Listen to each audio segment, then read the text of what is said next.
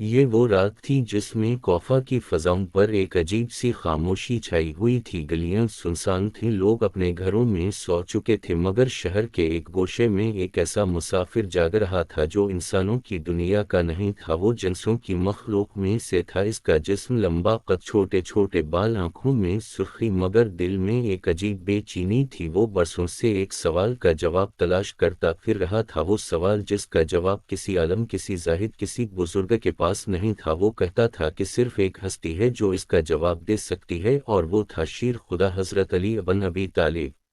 یہ جن اپنے قبیلے کا سردار تھا جس کا نام زمانوں سے چھپا ہوا تھا، وہ رات کی تاریکی میں سفر کرتا ہوا کوفہ کے قریب پہنچا۔ اس نے آسمان کی طرف دیکھا، ایک لمحے کے لیے رکا اور بولا، اے رب، مجھے اس بندے تک پہنچا دے جو تیرے علم کا وارث ہے۔ پھر وہ آگے بڑھا، کوفہ کے دروازے کے قریب پہنچ کر اس نے انسانی شکل اختیار کی، دروازہ کھٹکھٹایا اور کہا کہ میں مولا علی سے ملاقات کرنا چاہتا ہوں۔ پہرے دار نے اس کی آنکھوں میں ایک عجیب خوف دیکھا، جیسے وہ نظروں کے پیچھے کئی جہان چھپا کر کھڑا ہو۔ اس نے پوچھا، کون ہو تم اور اس گھڑی میں مولا سے کیا کام ہے؟ جن نے کہا، میرا نام پوچھو گے تو تمہاری نیندیں اڑ جائیں گی، میں ایک ضرورت کا مسافر ہوں اور علم کے مالک سے ملنے آیا ہوں۔ پہرے دار نے یہ الفاظ سنے اور فوراً مسجد کی طرف دوڑ پڑا جہاں امیر المومنین عین لام یہ بیٹھے تھے۔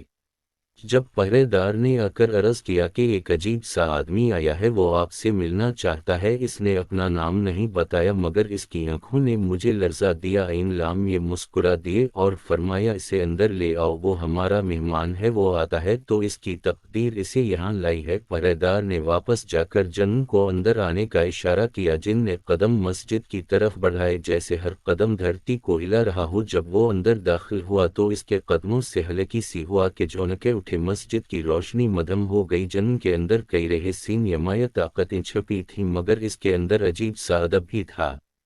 جیسے ہی اس نے حضرت علی کو دیکھا، اس کی ٹانگیں کانپ اٹھیں، وہ سجدے میں گر پڑا اور کہنے لگا، اے مولا، میں اس مخلوق میں سے ہوں جو عطات میں کمزور اور طاقت میں مضبوط ہے، مگر دل میں ہمیشہ سچ کی تلاش رہی ہے۔ آج میں آپ کے سامنے سوال لے کر نہیں بلکہ خود کو لے کر آیا ہوں۔ حضرت علی نے اسے اٹھایا، ان کے ہاتھ کا لمس ایسا تھا کہ جن کا پورا وجود لرز اٹھا۔ عین لامیہ نے فرمایا، اے مسافر، بتا تیرا دل کیوں بے چین ہے؟ جن نے آہستہ سے کہا، مولا، میں ایک جنگل میں رہتا ہوں، وہاں ایک گروہ تھا جو انسانوں کو تکلیف دیتا تھا، ان کا سردار بڑا جابر تھا، میں نے اسے سمجھایا مگر وہ باز نہ آیا، پھر میں نے اس کے خلاف کھڑے ہونے کا فیصلہ کیا مگر اس نے میرے خلاف ایسی طاقتیں استعمال کیں جو عام جنسوں کے پاس نہیں ہوتیں، وہ کالے علم کے ذریعے کام لیتا تھا، مجھے ڈر تھا کہ کہیں اس کی وجہ سے میرا قبیلہ بھی تباہ نہ ہو جائے، میں نے کئی بار اس کا مقابلہ کیا مگر وہ ہر بار بچ جاتا رہا، پھر ایک رات مجھے خواب آیا، اس میں ایک نورانی چہرہ تھا، اس نے کہا کہ اگر حق چاہتے ہو تو علی بن ابی طالب کے پاس جاؤ۔ عین لامیہ نے فرمایا، ہر مسئلے کا حل اپنے اندر ہوتا ہے مگر کبھی کبھی اللہ کسی کو وسیلہ بنا دیتا ہے۔ جن نے بتایا کہ وہ کالے علم والا جن انسانوں کو بھی نقصان پہنچا رہا تھا، اس نے درختوں کے سائے میں ایک جادو کا علاقہ بنا رکھا تھا جس میں جو جاتا تھا وہ بے ہوش ہو جاتا تھا، کئی مسافر اس کی وجہ سے مارے گئے۔ جن نے کہا، مولا، میں چاہتا ہوں کہ وہ جن ختم ہو جائے مگر وہ ایک ایسا راز جانتا ہے جس کے ذریعے وہ ہر بار بچ نکلتا ہے۔ عین لامیہ نے آنکھیں بند کیں اور تھوڑی دیر خاموش رہے جیسے عالم کے پردوں میں کچھ دیکھ رہے ہوں، پھر فرمایا، وہ راز اس کے اندر نہیں، اس کے پیچھے ایک اور قوت ہے جسے وہ خود نہیں جانتا، وہ قوت ایک انسان کے ذریعے اس تک پہنچی ہے جو جادو کے علم میں ماہر ہے۔ جن نے حیرت سے پوچھا، مولا، وہ انسان کون ہے؟ علی نے فرمایا، وہ کوئی عام انسان نہیں، وہ ان لوگوں میں سے ہے جنہوں نے اللہ کے بندوں کو گمراہ کرنے کا بیڑا اٹھایا ہے، اس نے شیاطین کو اپنے تابع کر رکھا ہے اور تمہارے دشمن جن کو اس نے ایک تعویذ دیا ہے وہ تعویذ اس کی حفاظت کرتا ہے۔ جن نے کہا، مولا، میں اسے کیسے توڑوں؟ علی نے فرمایا، تعویذ ٹوٹ جائے گا مگر پہلے تمہیں اپنے دل کے خوف کو توڑنا ہوگا، جو ڈرتا ہے وہ کبھی جادو کو شکست نہیں دے سکتا۔ پھر علی نے اپنی آستین سے ایک چھوٹا سا پتھر نکالا، وہ پتھر معمولی سا تھا مگر اس سے نور نکل رہا تھا، علی نے وہ پتھر جن کے ہاتھ پر رکھ دیا اور فرمایا، جب اس ظالم کے سامنے جانا تو اسے اپنے دل کے نزدیک رکھنا، اس کی روشنی تیرے گرد ایسی دیوار کھڑی کرے گی جسے کوئی شیطانی قوت توڑ نہیں سکتی۔ जन ने पत्थर को हाथ में लिया तो इसका दिल ऐसा महसूस हुआ जैसे पहाड़ जैसा मजबूत हो गया हो। इसकी आंखों में खौफ की जगह एक अज़्म पैदा हुआ। इसने कहा, मौला किया वो तावीज़ मेरे हाथ से टूट जाएगा। अली ने फरमाया, तुम्हारे हाथ से नहीं बल्कि इस नूर की कुव्वत से टूटेगा। मगर याद रखना, जब तावीज़ टूटेगा तो वो जिन अपने असल रूप में आएगा। वो रूप बहुत डरावना होगा। जन ने कहा, मौला मैं आपके हुक्म के मुताबिक चलूंगा, मगर क्या आप मेरे साथ चलेंगे? अली ने फरमाया, मैं तेरी आंखों के सामने न भी रहूं मगर तेरा हर कदम मेरी निगाह में होगा।